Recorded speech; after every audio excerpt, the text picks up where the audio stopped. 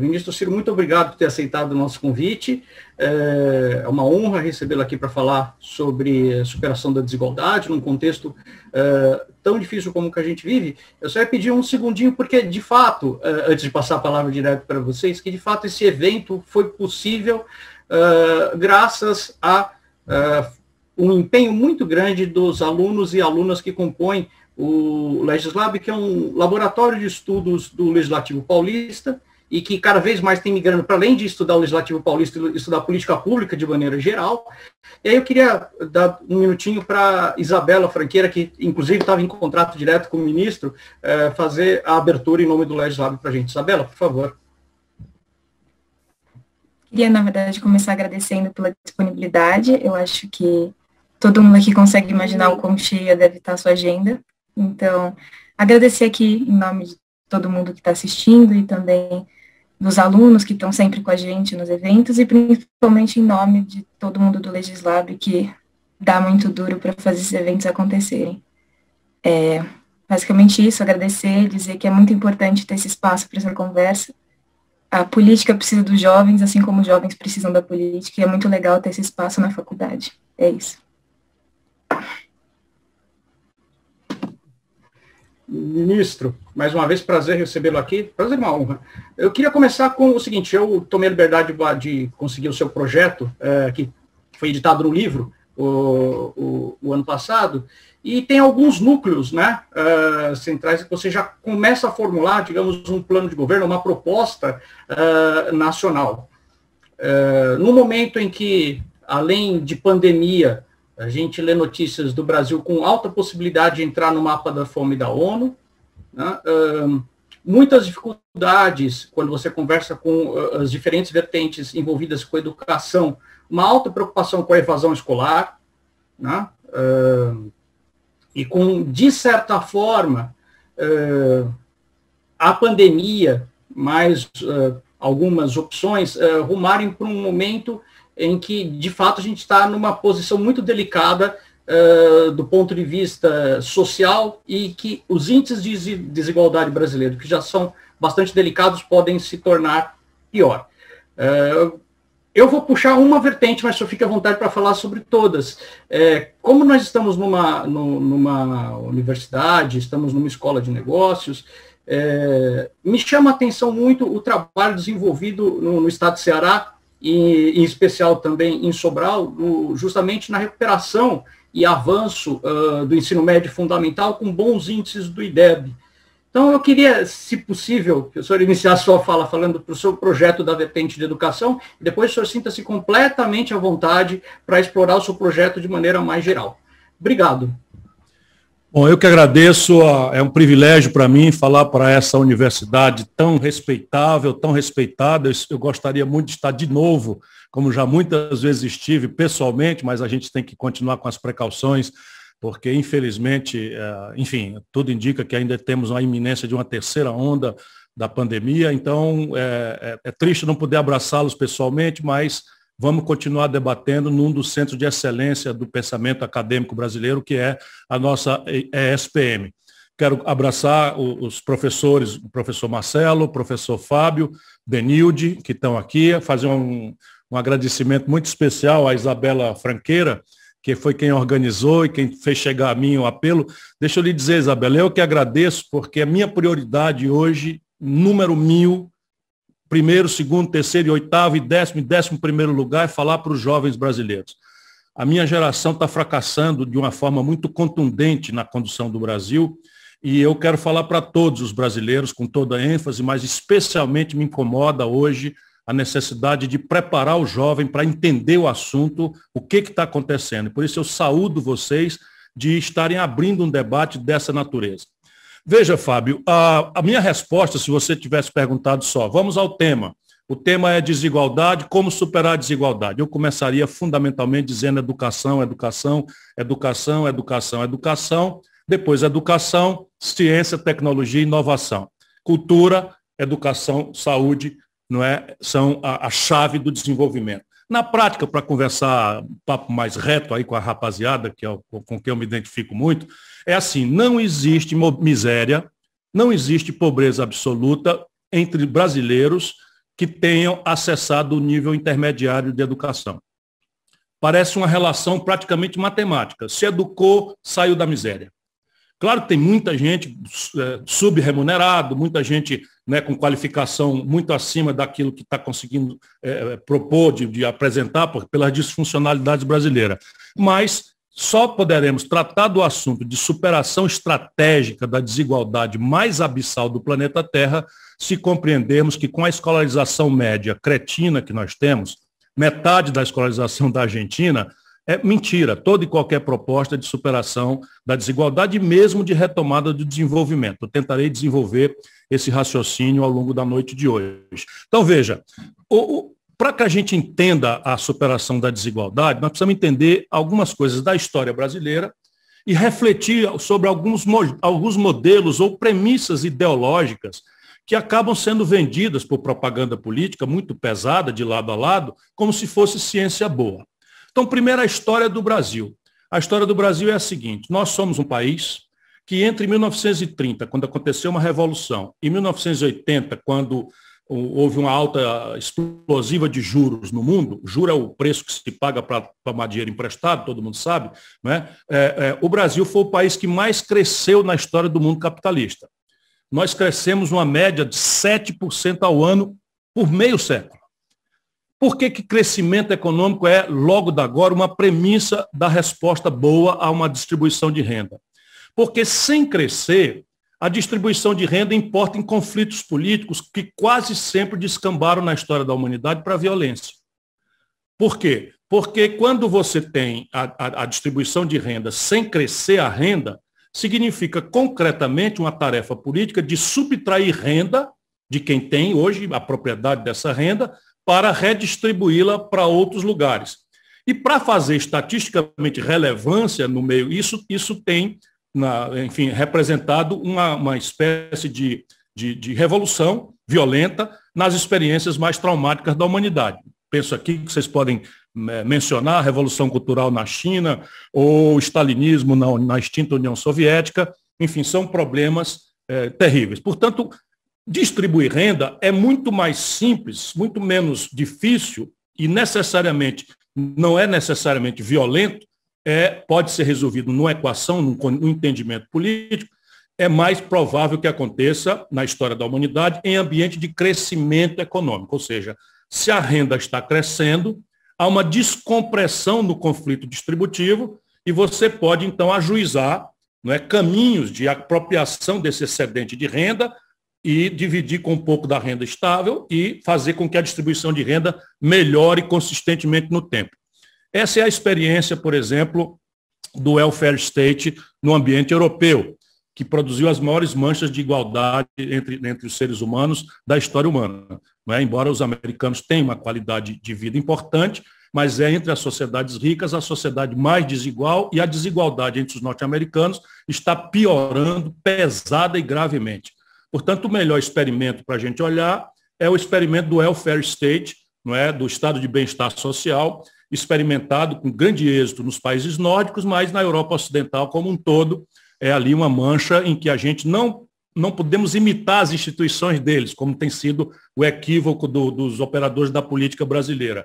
Mas é preciso compreender arquetipicamente, ou seja, modelarmente, como é que ali se organizaram as instituições para fazer com que a desigualdade abissal entre as pessoas, imposta por um capitalismo solto, dito selvagem por alguns, ou no espontaneísmo radical das forças de mercado fora de controle, há uma tradição que até o Adam Smith anota de tendência do capitalismo ao oligopólio e ao truste e a disrupturas e descontinuidade da estratégia econômica e crises, quando não gravemente a inequidade pela concentração de renda que o capitalismo sempre produz quando deixado solto. O que não quer dizer que o capitalismo não tem que ser refletido a algumas virtudes dele, e eu volto a mencionar o experimento do sincretismo que a experiência social-democrata ou socialismo democrático praticou na Europa. Mas veja, o Brasil, entre 1930 e 80, cresceu 7% ao ano, mas ignorou a miséria, ignorou a ignorância, porque havia ali uma lógica de fazer, aspas, o bolo crescer para depois dividir. E os regimes foram os mais variados. Né? Perpassou, no 80 já era o auge da ditadura, que começa em 64, mas o presidente Geisel, por exemplo, replicou exatamente a mesma modelagem. Qual era a modelagem? Era a ideia de modernizar a economia brasileira, tirando-a da monocultura do café e da cana-de-açúcar, das oligarquias rurais de São Paulo, de Minas Gerais, a cana-de-açúcar aqui para cima, Minas Gerais o gado, São Paulo o café, e substituí-la por uma economia moderna, ponho muitas aspas nisso, não é, que na época era sinônimo de indústria. A indústria que nós escolhemos nos recomendava substituir importações, ou seja, nós não fizemos a tarefa de apostar na inteligência do povo brasileiro, não compreendemos a centralidade que depois tomaria uma sofisticada centralidade que as tecnologias, especialmente a disruptura dos ganhos de produtividade que a modernidade tecnológica impôs ao mundo, praticamente matando o trabalho tal como o conhecíamos desde a Revolução Industrial. O trabalho como o conhecemos vai morrer. Não é? Todas as práticas repetíveis serão substituídas ou já estão sendo por algoritmos, robôs, não é? Enfim, mecatrônica, etc, etc. A internet das coisas vai substituir profissões que você não imagina. Por exemplo, um médico, né, laudador de raio-x, isso vai sumir, porque na internet das coisas você vai entrar numa máquina, ela vai fazer um scanner completo do seu corpo, talvez colher algum fluido ali, e essa radiografia, para ficar aqui na palavra mais antiga, esse scanner do corpo humano vai ser laudado, o laudo vai sair por um algoritmo, que será supervisionado por meia dúzia de ultracientistas na Massachusetts General Hospital em Boston. De maneira que, imagine então motorista de ônibus, trocador de ônibus, não é? Todas essas profissões que tradicionalmente, não é, nós conhecemos vão sumir da vida humana. Pois bem, esse modelo morreu porque os juros que nós pagávamos eram muito baratos, explodiram de preço, e as tecnologias tomaram uma velocidade gigantesca e a complexidade que eu já avancei um pouco aqui no argumento. E nós tínhamos uma ditadura. Portanto, não conseguimos debater o assunto, porque, na época, os militares diziam, não, isso é um problema exterior, e nós cá dentro dizíamos assim, não, o problema é a ditadura, devolve as liberdades, que a gente, tudo vai acontecer, o paraíso desce na terra. Ok, taticamente fazia sentido isso. Mas isso deformou na cabeça de uma grande geração de políticos brasileiros a ideia do debate que interessa. É coisa bem contemporânea. Fernando Henrique, Lula são produto dessa equação e eu já estava lá. Como vocês descreveram no meu currículo, eu com 25 anos de idade era deputado e já estava atuando na questão do colégio eleitoral, com Tancredo Neves, enfim. Pois bem, nós ganhamos a parada, redemocratizamos o país e a minha geração acredita na política porque nós vimos o milagre acontecer. Nós tínhamos objetivos e fomos lá e alcançamos todos, né? Constituinte, eleição direta para todos os níveis, anistia ampla, geral e restrita, enfim, Constituição, nós fizemos tudo que nós nos propusemos fazer. Só que o problema estratégico vem para o número. Entre 1980, quando o velho modelo morre, né, morre da doença financeira e morre da doença tecnológica, nós, né, caímos o crescimento do Brasil de 7% para 2,3%. E olha a variedade de regimes. Ditadura militar, Collor, Fernando Henrique, Lula. Né? Então nós temos aí, cai de 7% para 2,3% e o conflito distributivo começa a se agudizar no Brasil novamente. Porém, agora chegamos ao fundo do poço. Isso é muito relevante na noite de hoje, nós debatemos para falar concretamente em distribuição de renda. Entre 2010 e 2020, o Brasil parou de crescer. Pura e simplesmente, a pior década em matéria de desenvolvimento econômico, crescimento médio zero em 10 anos, dos últimos 120 anos. Portanto, distribuir renda no ambiente de estagnação econômica, em que nascem 3 milhões de bebês por ano, precisando de tudo que o bebê precisa, né? Mas, do seu ponto de vista já do setor público, a atenção materno-infantil, a maternidade, a estrutura, né, de pré-natal, essas coisas todas. Né? O Brasil não tem creche e a arquitetura do cérebro, né, se forma até os 3 anos. As neurociências modernas demonstram isso. Se a criança não tiver afeto, não tiver alimentação correta, não tiver a socialização própria, a arquitetura do cérebro estará comprometida. Olha o tamanho do genocídio que nós estamos praticando no nosso país, com 10 anos de crescimento zero, e hoje 10%, 10 de cada 100 brasileiros vivos nasceram com o país parado. Enquanto a retórica política se esgarça em ódios, paixões superficiais e despolitizadas, personalismos, etc., e o país nem sequer tem tido o direito de compreender o que está acontecendo. Bom, como é que volta a crescer o país? O Brasil precisa, penso eu, de celebrar, isso tem sido a minha obsessiva militância, recelebrar o conceito de projeto nacional de desenvolvimento. Nós não podemos passar aligeradamente sobre essa expressão, porque cada palavra dessa importa num conflito político que nós estamos perdendo como sociedade. Nós estamos derrotados há quase 40 anos, porque a partir da debacle do nacional-desenvolvimentismo, que explica aquele crescimento importante, embora tenha concentrado renda, não fez a revolução compatível com aquele crescimento na educação, meu livro reflete um número sobre isso, nós chegamos agora num ponto em que o laissez-faire, o espontaneísmo, o individualista, por mais brilhante que seja, não é capaz de tirar o país dessa equação. E isso, ideologicamente, virou o dogma da humanidade desde o thatcherismo. O neoliberalismo foi vendido como ciência boa e houve um autor, chamado Fukuyama, que anunciou pura e simplesmente o fim da história, querendo com isso dizer o seguinte, que encerrada a Guerra Fria e vencido o conflito da Guerra Fria entre o capitalismo liderado pelo Ocidente, do Atlântico Norte, naturalmente, e o socialismo real do experimento soviético, cabia agora à humanidade apenas imitar as instituições vitoriosas do Atlântico Norte, o que é uma baboseira absoluta à luz da história da humanidade. Nunca houve essa ideia de que a história para em algum momento. E a pandemia veio colocar um ponto de tragédia num debate que já vinha sendo, a partir de 2008, muito simples de entender que aquela mitologia que foi vendida como ciência boa não se sustentava empiricamente. Então, veja, projeto supõe o que quer dizer, que a nação deveria ter um projeto, um plano, um plano que o plano sabe como é que você faz. Você faz um diagnóstico, estabelece uma compreensão e tem que pacificar, porque quando a coisa é coletiva, vem logo todos os palpites. Vem logo, como é justo e legítimo. Todo mundo tem uma ideia, todo mundo quer colocar a sua opinião, a ênfase que deve ser colocada aqui ou ali.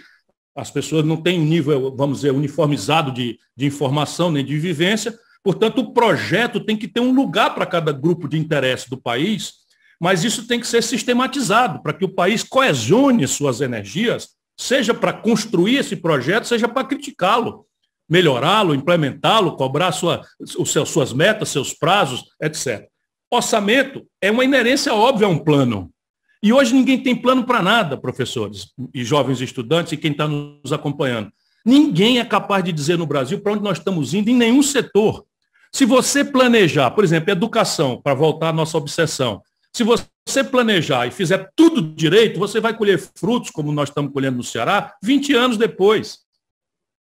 Mas são frutos revolucionários. A evasão escolar no nível médio no Brasil é 60%, aqui é 1%.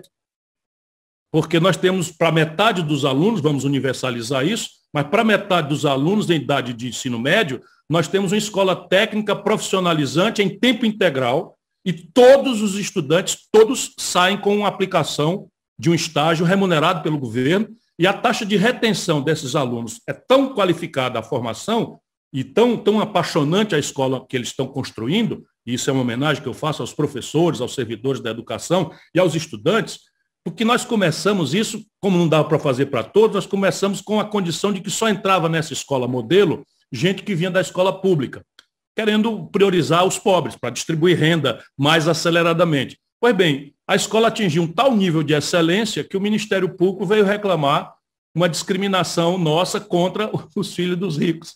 Então, nós fizemos aqui um TAC, um termo de ajuste de conduta, eu rio isso porque é muito importante que a gente diga num momento de desconfiança geral do povo nas coisas da política e que a gente produz resultado. E aqui tem esse TAC, em que tem uma cota para alunos egressos da escola privada, que a gente simplifica dizendo que é uma cota para os ricos na escola que os pobres têm e que pode e deve ser a melhor escola, como é no mundo inteiro a escola pública, a melhor escola disparado. Não desqualifica isso a escola privada, como eu estou falando numa que tem um compromisso de excelência, que é a SPM. Eu não tenho nenhum problema contra a escola privada, apenas a ideia de que o aluno tem direito a acessar em todos os níveis, né, uma escola de altíssima excelência, sem dinheiro para pagar, isso é que é basicamente a democratização das oportunidades.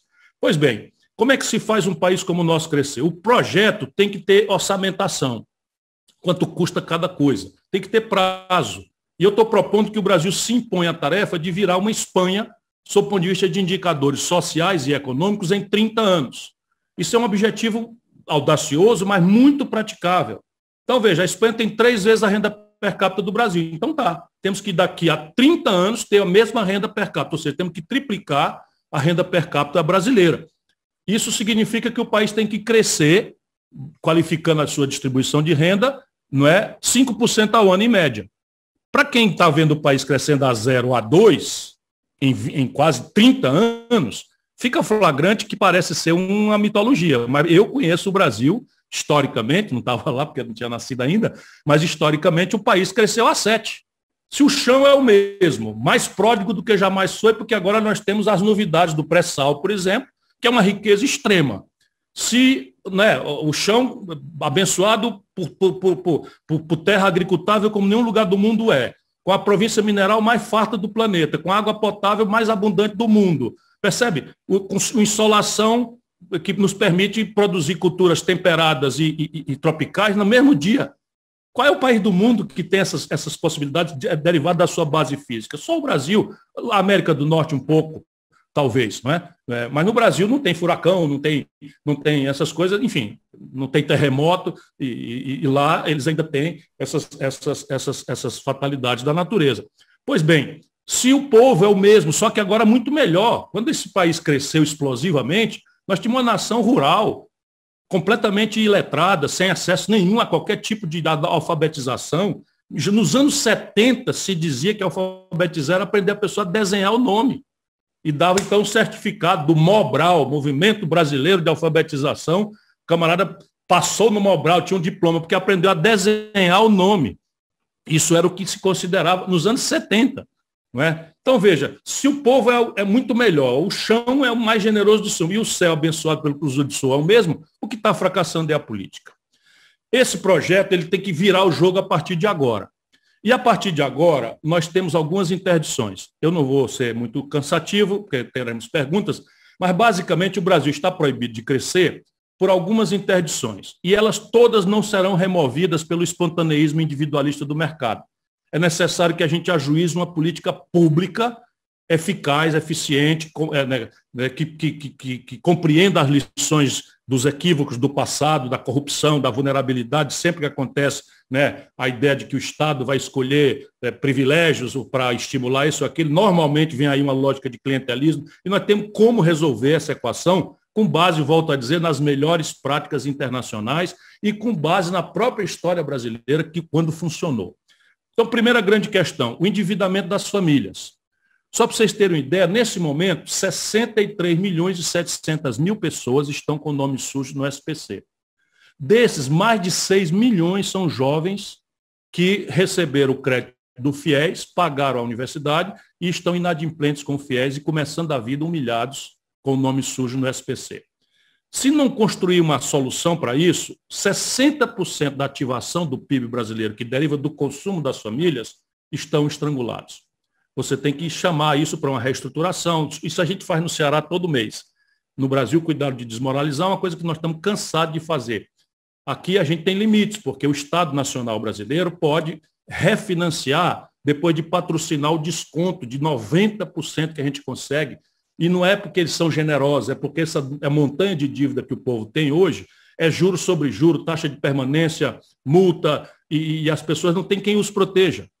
Quando entra alguém para mediar isso, a gente consegue 90% de desconto e falta refinanciar os 10%.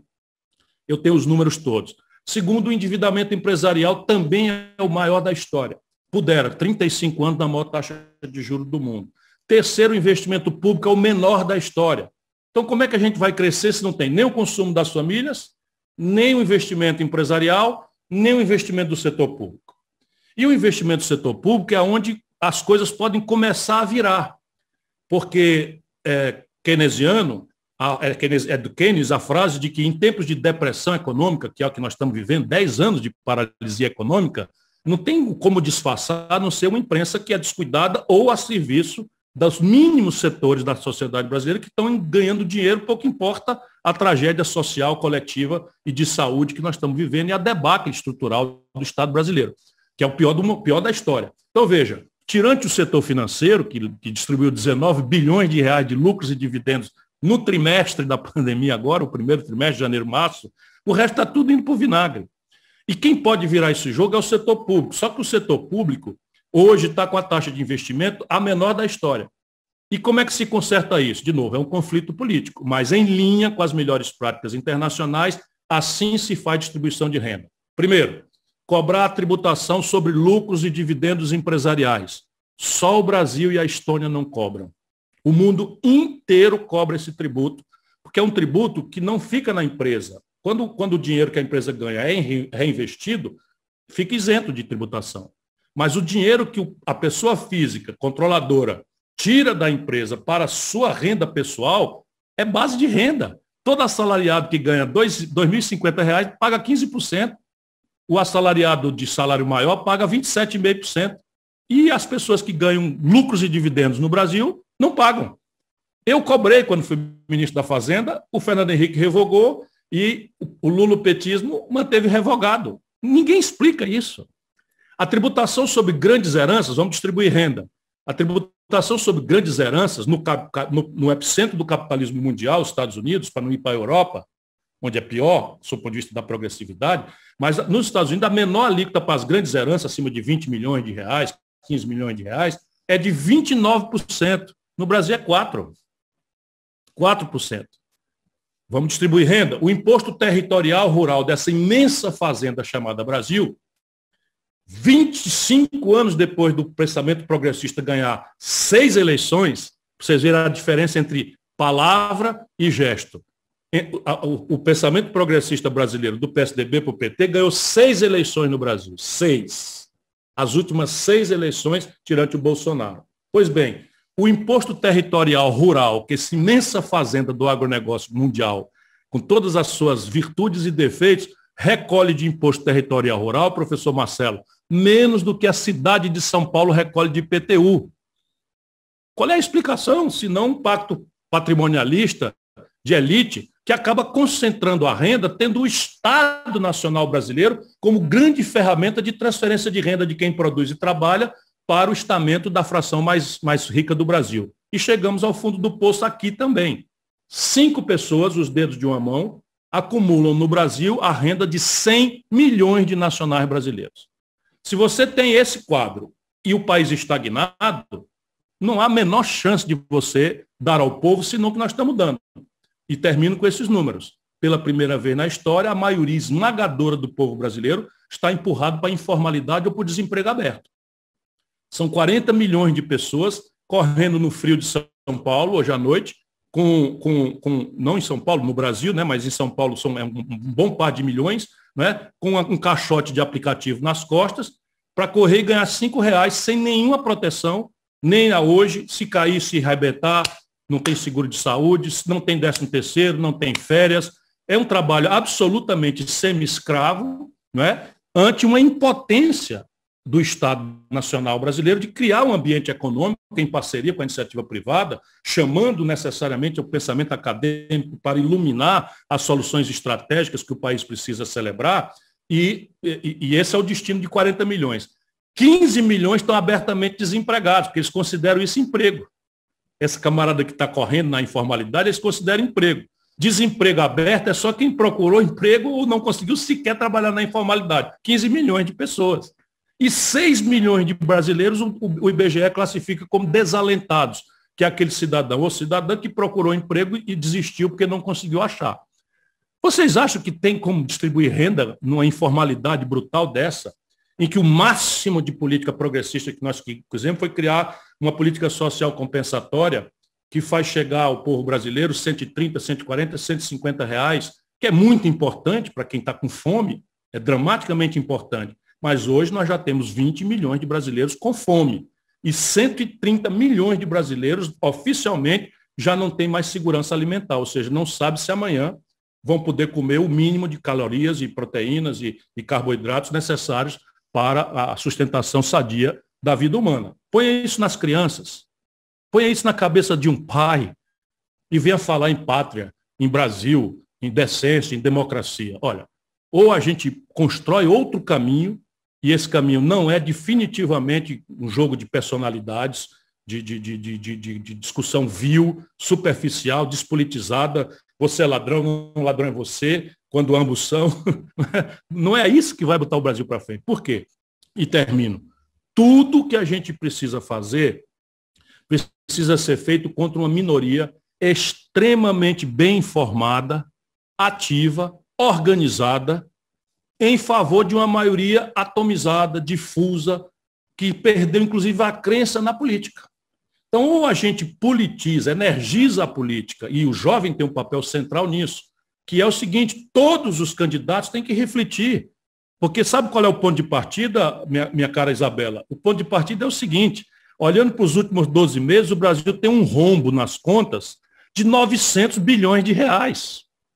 Com a menor taxa de investimento da história, o rombo na conta do Brasil, olhando 12 meses para trás, 900 bilhões. Você precisa entender se isso é muito ou pouco. Esse é 5 a 6 vezes maior do que o maior rombo que a história já teve.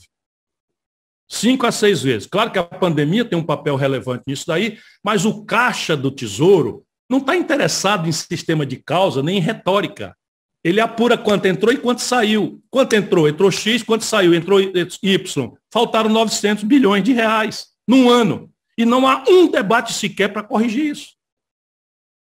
E se alimenta na sociedade a discussão de que nós vamos achar o conserto estratégico disso perseguindo funcionário público moderno. Claro que ninguém tem que passar pano para funcionário público ocioso, e eu sou campeão de austeridade e de equilíbrio na conta pública. Mas eu brinquei outro dia, o camarada virou meu inimigo, porque eu dizia, dá bilhão, percebe? Vamos acabar com os ministérios, acaba com os ministérios todos, não acha 100 milhões de reais. Porque a vida não é assim, não é? A coisa não é simples, o que não justifica, né, determinadas coisas. O exército comprar cerveja, picanha, numa hora como essa, é um negócio que no plano real e no plano simbólico é um vexame que o Brasil não pode admitir que continue fazendo. Mas, repare, se nós temos um buraco na conta desse tamanho, isso tudo vai para a dívida. E dívida pública não é uma dívida de alguém, é uma dívida da coletividade. Os jovens é que vão disputar o dinheiro público, eles vão disputar esse dinheiro público com o serviço da dívida. A dívida brasileira está galopando aceleradamente para 100% do PIB pela primeira vez na história. Quando uma dívida galopa desse tamanho, ela começa a perder confiança do credor, e aí o credor só quer emprestar por prazo muito curto e por juro muito alto. Já começou isso a acontecer no Brasil. Então, veja, ou a gente bota essa bola no meio de campo e diz, olha, vamos parar para discutir, porque o buraco agora é grave. E vai engolir o Brasil, vai engolir o futuro do Brasil, porque nós não deixaremos de ser uma nação protocolarmente, mas nós estamos virando um grande acampamento de cada um por si e Deus por todos para quem acredita, e isso não constrói caminho a não ser isso que a gente conhece. O exercício arbitrário da frustração do jovem pela violência, que é o que nós estamos oferecendo hoje às periferias do povo brasileiro.